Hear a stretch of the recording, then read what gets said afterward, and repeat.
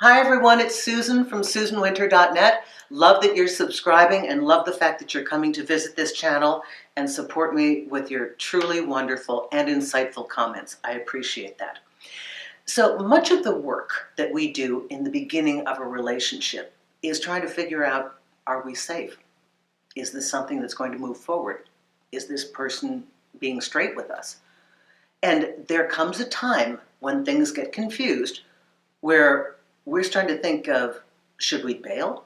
Because it's weird, it's odd, and you can't see another option. So I want to talk about this precipice, the one between staying and going. The one where, do you ride it out? Do you bail because you're so sure that they're going to dump you first, or backpedal that you just want to cut it off first to get out of there? Now, some of this requires self-discipline, and you're going to have to look at this very carefully. But the work that we try to do in relationships, okay, my philosophy, I tell my clients, you have the breakup card in your back pocket. You can pull it at any time. So bloody well relax. That's your last choice. Unless there's abuse or violence, that is your last choice. But before you leave, if you're teetering on that edge of just like, should I stay, should I go, should I stay, should I go? Set a time, 2 months, and make a concerted effort to slightly alter how you're doing your output, your language. See if you can't jar something into being better.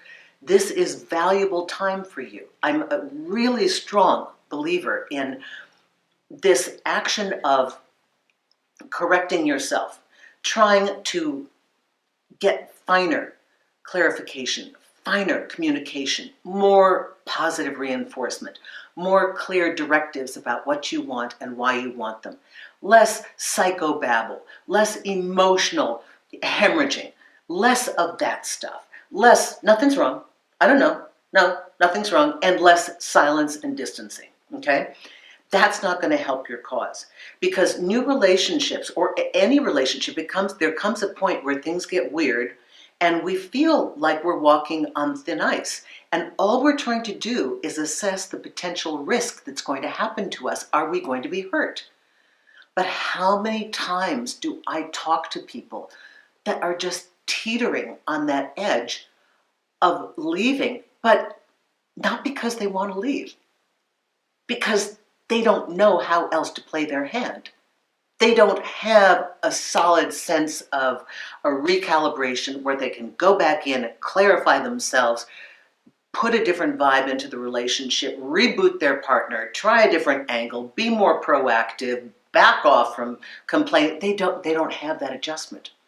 So in lieu of knowing how to fix themselves, they bail, not because they want to, because they're scared, sure it's going to happen to them, wanting to alleviate potential harm by, if I get out, then at least.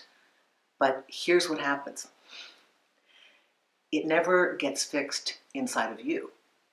So you don't have a chance to learn to put a new tool in your tool belt. You don't get to learn a new approach. If you think to the slightest degree that they may be bailing, who can try something new? What do you have to lose? Try what you haven't tried before. Or better yet, go back to where you had your wins. You got to note the patterns. You got to watch the patterns. When did you have your wins? What did you do? How did you do it? What was the energy and intention behind how you handled it? Because therein lies your answer. Now, granted, there are people that no matter how great you are, they are not able to go on the journey with you.